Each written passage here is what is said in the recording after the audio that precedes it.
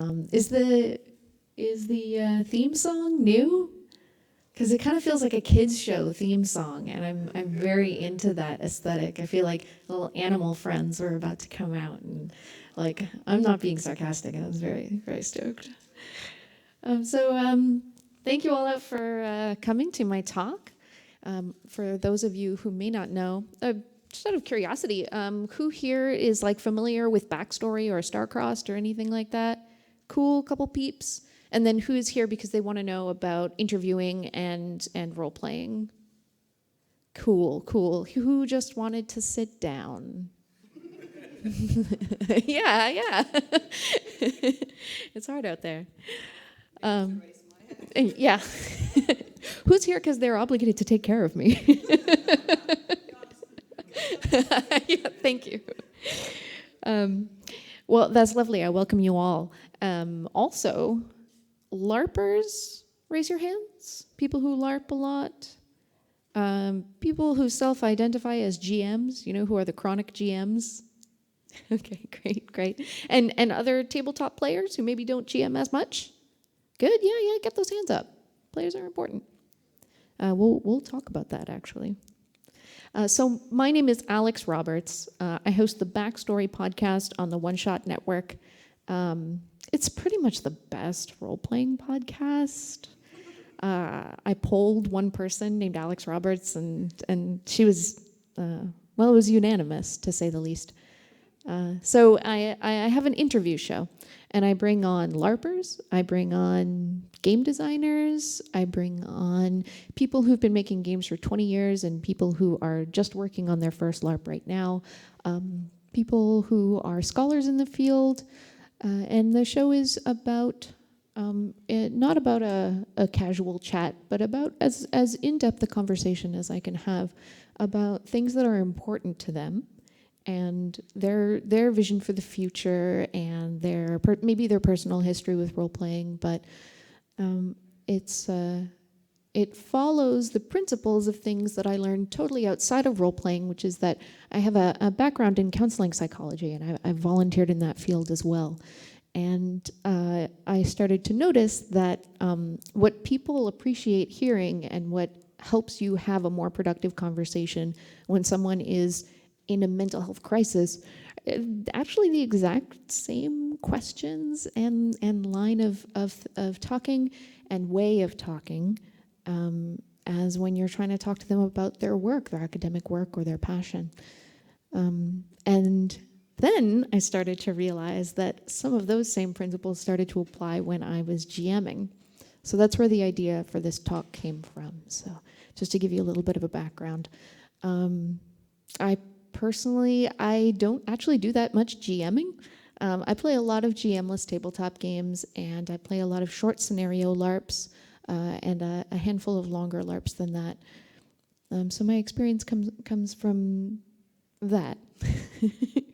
I'm also a designer. I design Starcrossed. I've co-designed tons of other stuff and written for other people's games, which is my favorite thing to do, because you can just throw shit out there and you're not really responsible for how it affects everything else. I'm seeing some nods. So that's me. And if you want to know more, we can talk after. I'm hoping to talk for about maybe 30 minutes, kind of at the max, and then I'd like to get questions so we can get a little discussion going. Because my first point, and it applies to many, many things, but not the talk I'm about to stand here and give, is listen more than you talk.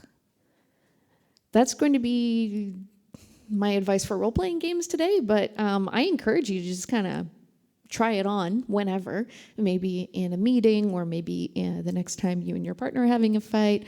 And just to clarify, those of you who have been socialized as women or who have been gifted with some powerful femme energy, you don't really have to listen to this part. You've probably already been taught that there is magical power in listening. You may also have been taught that other people's opinions are more important than your own. Unlearn some of that, but some of it is very good. So feel free to hang on to it. But the rest of you, it may be something of a revelation that listening more than you talk is A, something you're not doing right now, and B, extremely valuable. So I didn't really feel like having slides because I would just have one slide and it would say, listen more than you talk. And since you probably won't remember most of this talk, because who does, just please remember that one thing. Next time you're playing your game, whatever it is, give it a shot. See if you can listen more than your talk. And listening does not just, it's not the totality of just the absence of talking, right? Listening is a very active thing. And you can tell the difference between someone listening to you and someone who's just kind of waiting in relative silence for their opportunity to say their thing. My go-to example is when I tell someone that, oh yeah, the stove's really hot. They can be quiet while I'm saying that. They can even nod. They can even say yes. But if they go and touch the stove immediately after, I know that they have not actually listened. The process of listening has not taken place. Listening is about setting aside whatever you're thinking about, including not just what you're going to say next, but whatever else is kind of swimming around in your brain, and paying attention to the other person. Listening to their words, listening to the tone of what they're saying. Are they confident in what they're saying? Does it seem like maybe they want to say something else that they're not saying? Have they said this 5 times? Why do they keep saying it? Why are they worried about whether or not I've absorbed it? And it's reflecting what you've heard. It's about acting on what you've heard. So listening is a lot more of an active process and really something that you engage in, as well as lots of things that you don't do.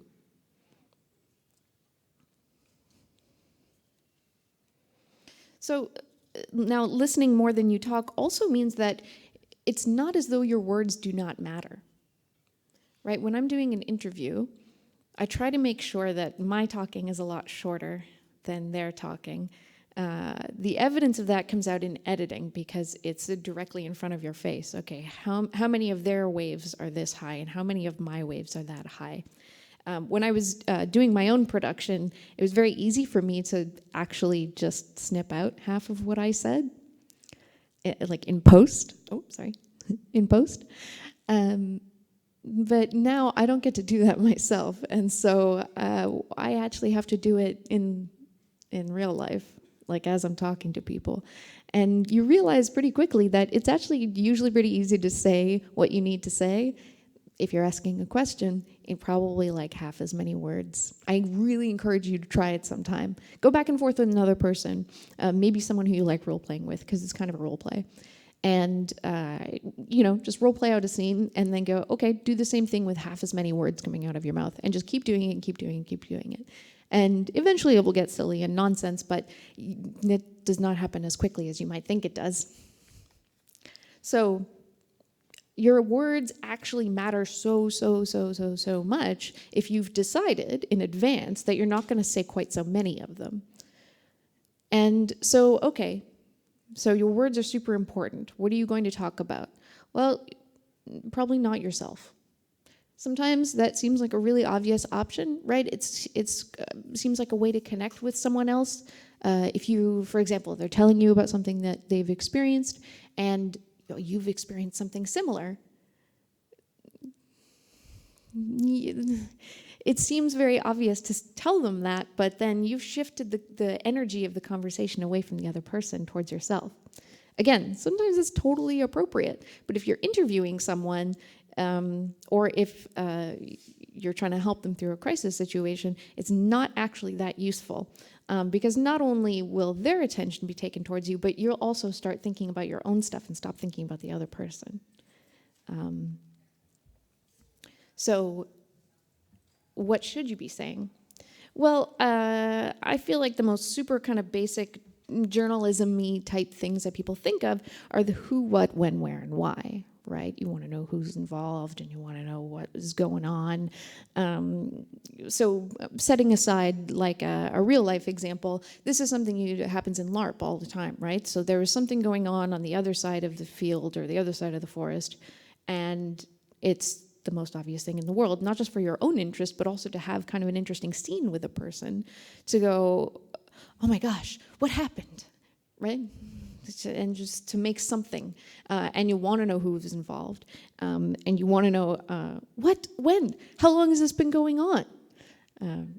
All that stuff are interesting facts, and you can take them. But you can go a lot further than that. If you want to give another player the gift of a really interesting scene, you can ask questions that are not about the situation and the objective facts of it, which if you were a real-life journalist, you would probably want to stick to most of the time. But you're not. You want to have an intense, beautiful, dramatic scene where you learn more about the person. And we'll talk later about this, but again, this is not really about you. This is about them expressing more and probably learning more about their character. Maybe other people present in the scene get to experience something real about this character, right? If this were a movie, we want the audience to learn about this character. Because they could be the most interesting character in the world, but it's almost irrelevant. I love interior play, but that's even more fun when it's shared with other people. And so you can be asking them questions like, how did that affect you, right? How does that make you feel? You should probably avoid. People usually know that you're just pulling that one out of your ass. But what are your concerns about that? Why didn't this happen? Or, so did you react this way? What are you thinking about right now? What are you going to do next? So is that connected to this other thing that happened before? All those kinds of things. And reflect also what you see. You seem really shaken. You seem terrified. Summarize what you've just said, right? All of these things are just like little, they're the opposite of putting your hand on the hot stove. Just all these little indications that I'm here and I'm listening to you and I'm acknowledging what's going on. And more importantly, I want this to keep going. Now, to address why for a second, this is something that I learned when I was working on a mental health crisis hotline, where you sometimes don't have very long to talk to people and you need to make certain things count. We were told never to ask a person why, which seems kind of wild, right? Because you want to know what's going on. And you do want to know why in the objective sense, but when you say the word why to someone, and I'm realizing that I don't know if this translates well, but we'll just go with this. When you ask people why did you do that? Why did that happen? Why didn't you do this? Why didn't you is a really bad one. Don't go for that. Why puts people on the defensive. So in my experience as an interviewer, when you ask someone why, they want to start justifying it, right? And they want to say that it was okay that whatever happened that you're asking about happened, or they want to say that their choice was okay. So there's all this kind of defensiveness and justification that starts happening. So that's not great as an interviewer, because then you're not really getting into the actual why. You can say, so what happened before that? Or where do you think that comes from? Or what were some of the things leading up to that? What was some of the inspiration for that? Or what were you worried was going to happen if you didn't do that? All of those things get at the tiny little roots of something without trying to stranglehold the actual trunk of it and say, why? Why have you done this? In a LARP, it actually does the same thing. People want to, in response to why, say, well, here's why it's okay. Here's why it's all right. Here's why it was the right choice. If you ask what happened before that, what inspired you, all of those questions I was just talking about, all of a sudden, they can start to get at why, the real why. Another thing to keep in mind, and I don't know if it's been too much Wittgenstein or Freud or what, but people don't actually usually know why they do almost anything. They will make up a reason. It's super easy to come up with reasons, like very, very easy. But they're not usually the actual reasons at all, which is very exciting when you think about it. Like, I have no idea what I'm doing here. So people don't usually know why. And maybe there's something about asking them why that makes them realize that, and it's a weird feeling, and we're way not into it. But why shuts people down? So I don't recommend it.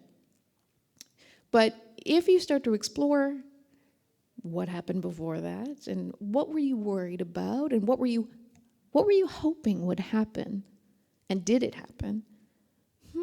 I wonder what's happening instead. Maybe it's because of this. What do you think?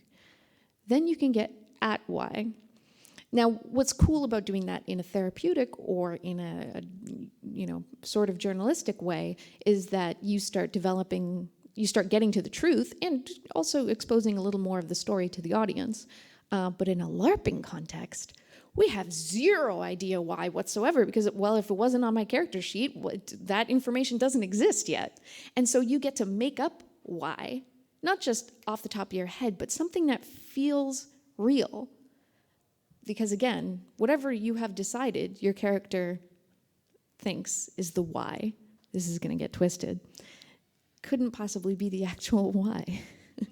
But the why that the two of you develop together will have a little more texture, more pixels, basically. Those are my thoughts on why, and I could go on. So,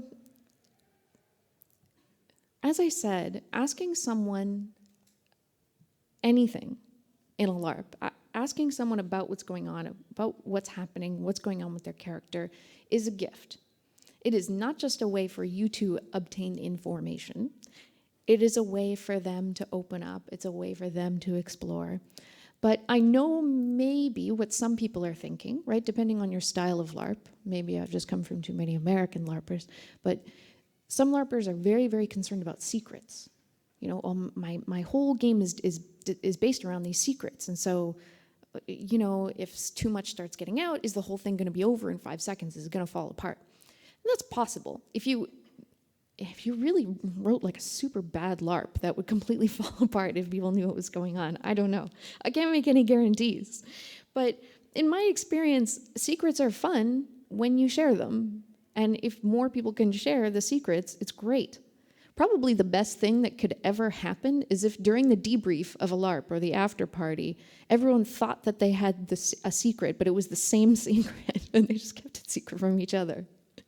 So I understand not everyone can share a secret, and there's probably a declining value that you could chart out if a certain number of people know it. But generally speaking, secrets are more fun when you and I know a secret together, and we get to look at each other during dinner and say, oh, you know, she's talking about that, but we know what's really going on, or whatever.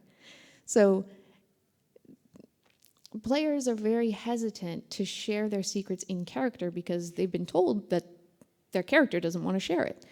But they only need the tiniest little crumb of alibi to start going and to just like hit it. I mean, that is my experience. As soon as you have the slightest, you don't even have to ask them directly, but just say, you know, you seem like you're troubled by something, or you were very quiet during dinner. It all comes out. Everything that they would never have thought to just, you know, tell you on their own. And so, you know, in a LARP, you can kind of just go around and start doing that. You're very quiet during the ceremony. Is there something that you're hiding? Well, it's a LARP, so there probably is. So, you know, you're going to get something. Another concern that maybe people have, and again, going back to the gender thing, maybe it's because we devalue feminine experience and feminine labor and skills, but I think people are worried that if they're just sitting there listening to someone else, they're not going to have fun, right? Where's my fun? If I'm just absorbing, if I'm just being passive, how am I supposed to have, you know, my big moment or whatever? Where's my chance to shine? Well, like I said, secrets are awesome. They're very fun. And if you can be the keeper of the secrets, again, in my experience, in the experience of lots of other people that I've spoken to, it feels freaking great. You know, I've talked to kids who are playing in LARPs with adults, or other people who are considered sort of harmless or powerless. They end up acquiring a lot of secrets because other people think that they can't do anything with them. Sometimes they do, and sometimes they don't. But one way or another, they feel amazing when they have that thing, right? And again, because secrets are kind of an economy, information, now let's put aside the word secrets, but even in the most transparent LARP, even if we're all, as players aware of something, as characters, information is still an economy. And so if you are just out there acquiring it, you become very wealthy. And again, very fast, because people are unbelievably eager to give up their incredibly valuable information for some reason. We like talking, I guess. So for one thing, you're going to feel ridiculously, very secretively powerful, because you will have info and you will be invited to secret meetings in the middle of the night and so on. But also, like I said, a conversation where something important is being said and where someone is opening up about their character, those are beautiful scenes. Those are beautiful kind of moments of connection. And that has value in itself. That's an enjoyable experience in itself. You're going to get a lot out of that, maybe a lot more out of it than you realize. So don't doubt what you will just experience in those moments. And then your characters are building trust, so then who knows what kind of scenes they'll sort of drag you into later. I realize I'm having kind of a very sort of LARPy focus in how I talk about this. But maybe I'll just talk about tabletop a little more separately than I was expecting. Something I do want to address.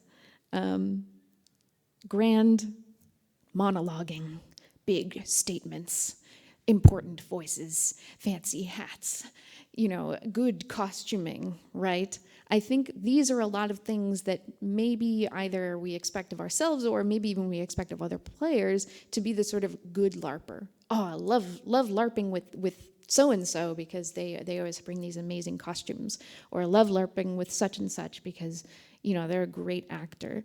And I think that those are great skills, but I would really like to completely tear down and throw in the garbage the idea that that is what a good LARPer is.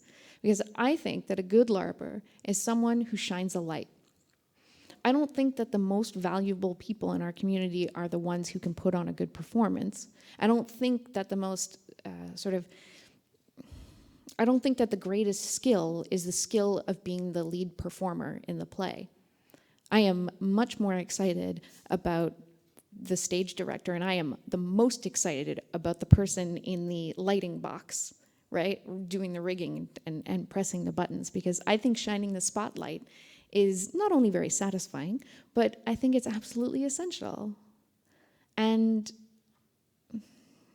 I truly believe that if we generate a culture in LARP of trying to be generous, of trying desperately to shine the spotlight on each other, right? If we made a rule, if you got points, the best outcome for shining the most spotlight on other people, I think we would scramble to do it constantly, and the outcome of that would be that we would always be having the spotlight shone on us. And those moments are kind of delicious and beautiful, right? Being able to talk about your character, being able to develop it with someone else and think things through and say things out loud.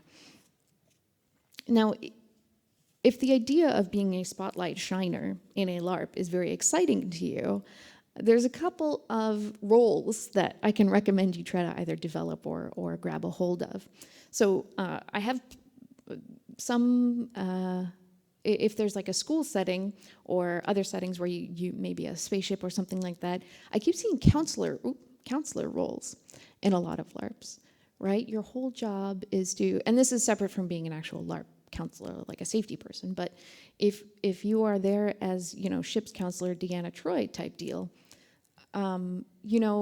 scenes with Deanna Troi in Star Trek, we almost never see any kind of like actual psychological like healing or development or anything like that going on. But what we do see is we learn a lot about those characters in moments where they're opening up to her. It's a great device. I love Deanna Troi. So if you are in a counseling role, everybody is going to naturally come to you, and they will already kind of have that built-in alibi. And so then when you start doing those little activation phrases of just, is there something that you need to get off your chest or whatever it is, again, you are just going to absorb all that sweet, sweet energy.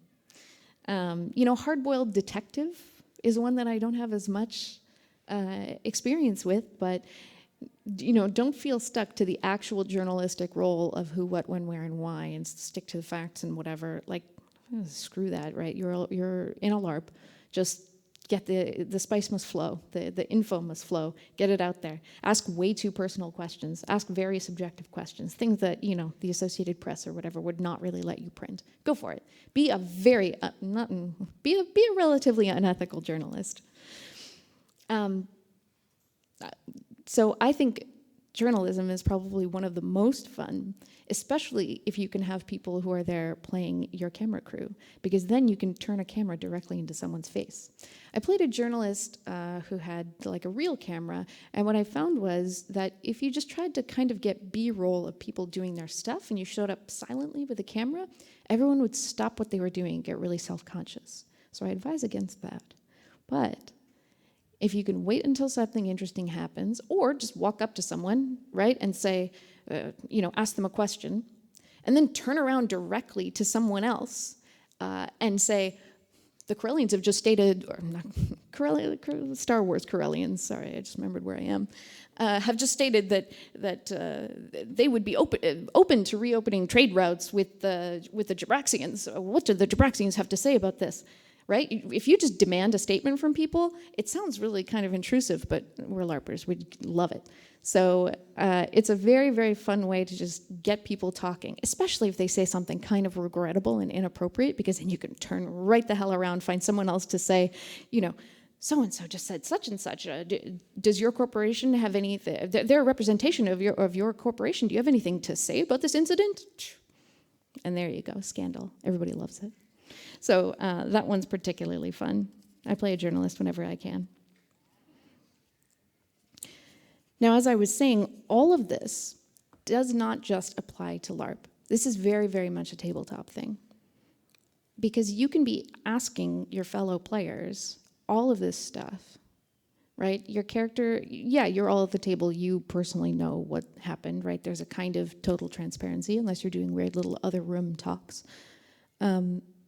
But you can ask someone the deeper questions, again, than just what happened, right? Everybody at the table knows what happened, but chances are during the combat, you didn't necessarily get into how everybody was feeling about it or how it related to whatever else was going on in their lives.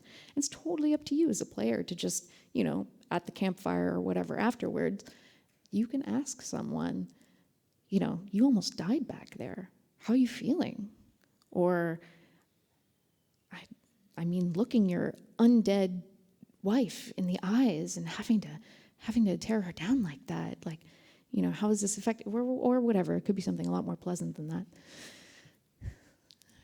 Asking other people questions is a gift. It's shining the spotlight. And again, if we all do it mutually, it's going to start feeling pretty good. And this applies especially to GMs. I know that you may have been given a certain perception that GMing is about, grandly and very creatively and very detail-oriented, just describing of scenery, or coming up with those perfect plot twists, or coming up with the most well-paced encounter, or doing silly voices for NPCs. And I do love silly voices. I want that on the record. But that is not the whole story, and that is not even the majority of the story. I think being a good GM, and this is especially directed to people who have not GM'd, and it is especially directed to women who are hesitant about GMing. Being a great GM is about being a really good listener.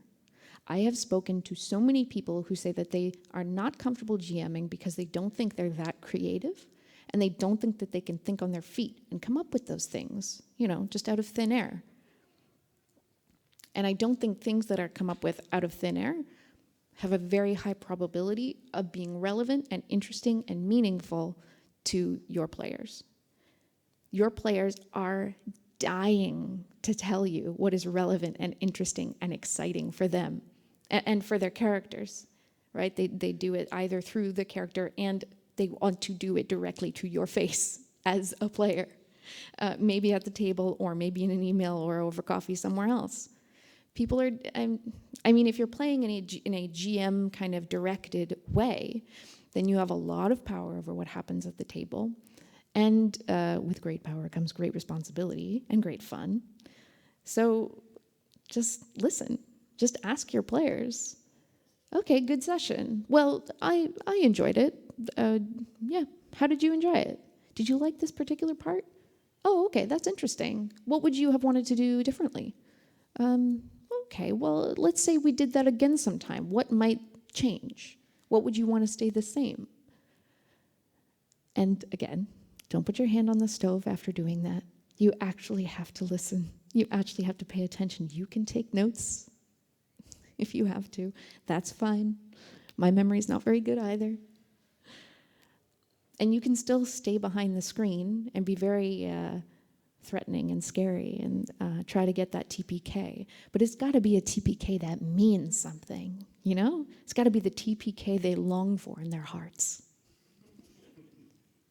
Players are there to have fun, and they usually have a relatively good idea about what is going to make them have fun, right? So if someone gives you a character description that involves their backstory with their uncle who meant the world to them, and now they don't know where they are and they're on this journey to find them, like, you got to give them that uncle at some point.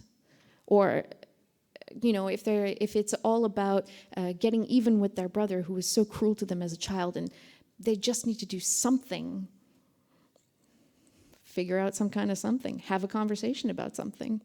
And you'd be surprised how subtle you can be about that, because again, people just want to tell you, just listen to them. It will make your job so much easier. You don't have to do almost any prep work on your own. You don't have to come up with hardly anything on your own, because they're just going to give you everything in the moment or beforehand. Now, if you're playing a lot of GM-less games, this goes double. You need to be listening to each other, or else you're going to be telling 5 separate stories instead of one story with 5 storytellers. And I've been at that table. It's really awkward and weird. So again, if we're all shining the light, if we're all trying to give each other things instead of figuring out what we can get, or just trying to contribute without actually listening to what our fellow players are interested in, it's going to be awkward and weird. Like hanging out with family you don't see very often.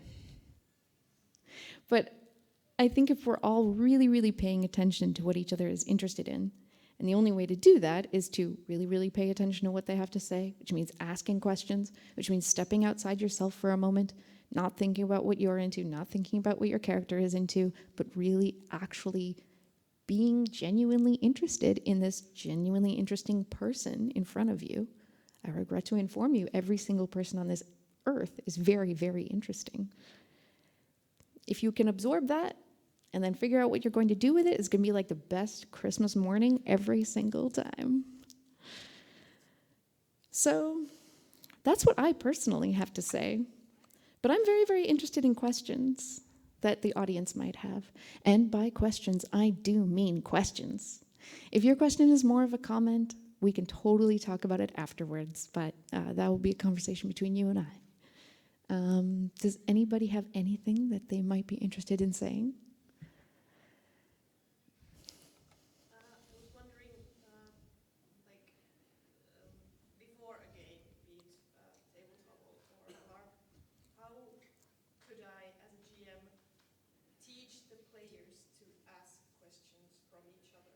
Because I always try to tell them, like, share your secrets and ask questions, but like, I'm not sure if there's like a good way to teach them to ask more. Yeah, I understand. So you're trying to sort of develop a culture where the norm is to just be asking each other those kinds of questions all the time, paying attention to each other. I think if you're LARPing, that's something that can be part of a workshop. Right? You can come up with what is the most simplified, condensed, unrelated to the story of the game version of asking each other questions. So, you know, you can do like sort of quick pretend role plays where you're being journalists and whatever, or you can have something where it's some kind of puzzle or something where it's important that you pay attention to each other. Whatever it is you feel like modeling. And you can be really explicit about what you're trying to teach people too. And then I think I think at the table, I know we don't really do like as much workshopping at the table, which is kind of unfortunate. Yeah. that would be a cool kind of culture shift. But I know we don't have it right now. So it may just be something that is part of your session 0, is talking about questions that people have for each other, right? So if you are modeling really good asking and listening, and then saying, okay, now, is there anything that any of you want to know about each other's character? And then you have to just like very kind of behaviorist, like reward that behavior. Like, it's very easy to reward people. You just have to like nod at them and smile and say, yeah, yeah, yeah, yeah. That's a social reward. People go nuts for it. So if you can very kind of slowly and painfully get a discussion like that happening, where people are asking each other questions about their characters, or asking player to player about what they're interested in. You can also try to start a discussion, right? So asking, okay, so are you hoping for like more of a cyberpunk vibe, or something more like, okay, cool. Is everyone else interested in that? Okay, well, where does that come from? Okay, what about Ghost in the Shell don't you like? And then see if you can step back a little bit and keep the conversation going. Maybe leave the room while it's still happening and just peek around the corner and see if they're still going.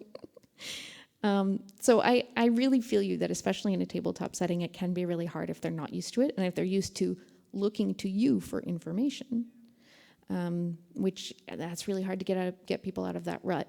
But I think if you spend some time on it, and really model that it is quite valuable, I think maybe give your players some secrets about other characters, and then see if they can get that out to each other in play. I don't know. It's something you'll have to play with for sure. Does anyone else have like thoughts on her question? Mm-hmm. Well, one thing came to mind, like you could use NPCs to show an example as example after a battle, which has a friendly NPC. Oh my god! You almost died back there. What do you feel? Mm-hmm. Initiate it yourself. Maybe usually the ball starts rolling. I've done it a few times and it's been working. So there's some options that you can try, and you may have to be, the patient GM. And I mean, hell, maybe try some workshops. Maybe you can be the instigator of that particular cultural change we all so crave. Workshops for tabletop. Oh, yeah, that's right. We decided right here, Ropecon 2018. You heard it here first. Do we have another question? Yeah, it was kind of related to this. That's great. I was thinking about the question about like when you have secrets between characters, especially in tabletop, when, like you said, it's usually transparent. Mm-hmm. There's always, I felt that there's also this fear for players that they are really careful because they don't want to meta game. So that's why they are really hesitant to try to find out the secret, because they know there's a secret, but then they are not like, oh, I can't just ask because my character wouldn't know. Like, how as a GM could you encourage them to, without really railroading them? Like, this is a situation. Now the question is like, the only way to get out of this is to ask that question. Like, how could you encourage the players to be more bold in asking these questions? Sure. Well, I would say to do it in a very transparent, very out of character, and probably even out of game, like between sessions, start asking some questions of them, right? And saying, so you have this bombshell about this other character. When do you think that it might be a good time to reveal it? Oh, okay, yeah, maybe like at the top floor of the castle, or maybe during the family reunion. Yeah, that could be really good. Tell me more about that. So again, it's a good opportunity to listen to your players and to model some cool active listening stuff that you might want to see more of, because if they're nervous about what you know the best. And if both players are aware that this character has this secret, then you can ask them both, right? And be like, hey guys, when do you think might be like a fun scene to let that cat out of the bag? And if you want the surprise, I don't have a lot of surprises in my games, but to some GMs, I know the surprise feels really great and it's super important. You can even just let the other player know that this other player has like something really like exciting and totally surprising that they're gonna like drop on you. Come have this conversation with us about when that bomb might be kind of fun to drop. What do you think would be cool? So I think you have some flexibility there, but seriously, it starts with asking, and then they know that they have some say in when that happens and how. So with both players. More? I feel like the whole topic is about putting a limelight, so to say, on a player. What if the player is more introverted type and does not really want to be put in such a position that he needs to improvise on the spot? But perhaps he would have liked a warning of sorts. Um, Some just don't like to be put on the spot. yeah, I've learned that. I learned that during the opening ceremonies. So in terms of shining the spotlight on people who would not be comfortable with a literal spotlight, who don't necessarily want a bunch of attention, who are more introverted, I think you can still, and in fact, I would say the need is much, much higher to give that person some of your time and attention and care, because they're the least likely to go out and seek it themselves. So, but it just means that attention and that time may just look differently than it would with someone who's more outgoing and more extroverted and wants to do so in a more social or kind of monologue-y way. So it means that conversations about what that player wants would be more of a private kind of one-on-one conversation, right? It might not be at the table. It might even be over email, right? So if they're a tabletop player and you're a GM, then that's a matter of, just sending them an email and saying like, hey, I'm just wondering where you might want your character to go. This is coming up soon. What do you think might be some interesting things, and getting some ideas going. And when it comes to that spotlight moment, the spotlight moments, it may not be turning to them and asking them for a big contribution.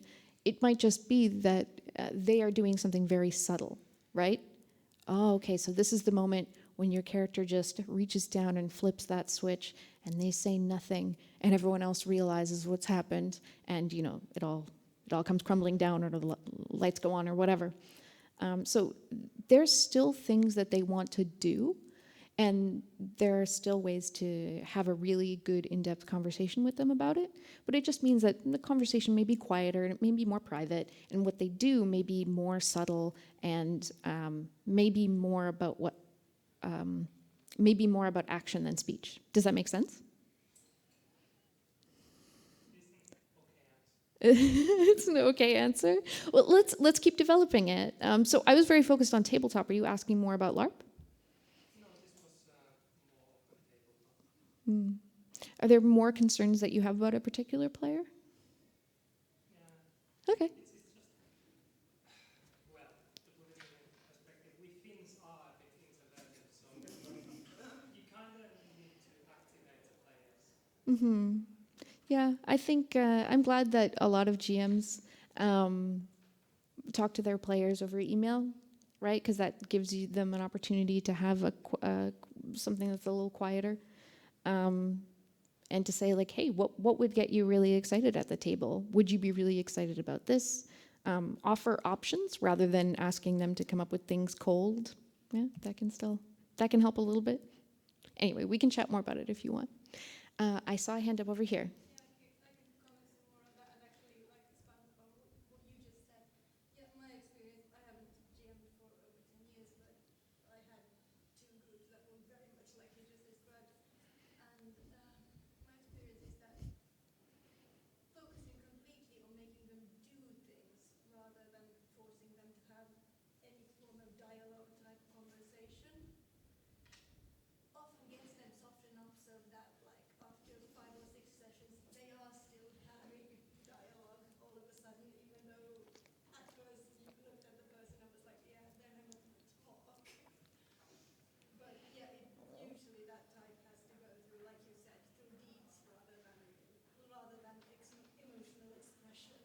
Yeah, deeds over words. I think that's a really good way of putting it. Thank you. Did you have a question as well? I just want to keep hearing what you're saying. We'll talk after. Hey.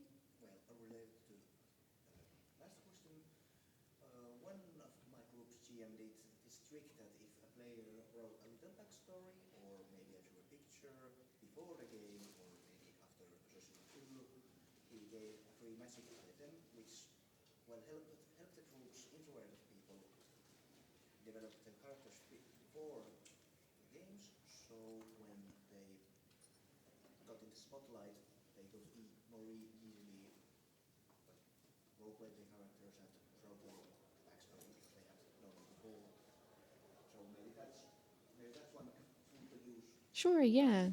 Yeah, there's lots of ways to contribute, and I forget about art, and maybe prop crafting and maybe other things like that. Maybe people really do want their spotlight to be the hat that they made or the drawing of their character that they did, and and I also forget that there's very, very tangible ways to reward players. Sometimes, if it's a more competitive game, you can literally just give them a good sword. Okay, we have like 5 more minutes, or are we over time? I forget how watches work. When the next Ropecon is about to start in this room. Like in 10 o'clock. Oh, okay. So we could sit here all night. We're technically 5 minutes over, but why don't we just do one or two more questions if we have any? I can say. Hey, Tanya, let's go.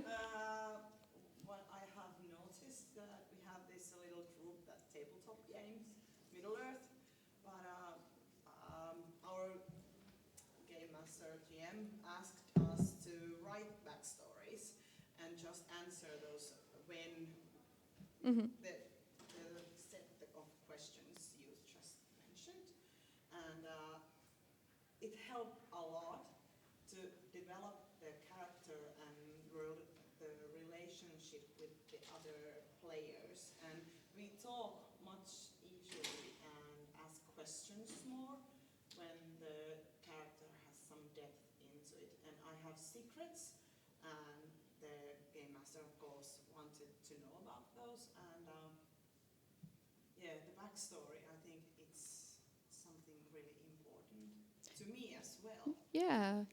But I got a little bit carried away. It's about 100 pages long now. But, it's a book. Players almost always have very elaborate backstories in their heads, even if a game's only 2 hours long. So, like, if it's there, you might as well get it out.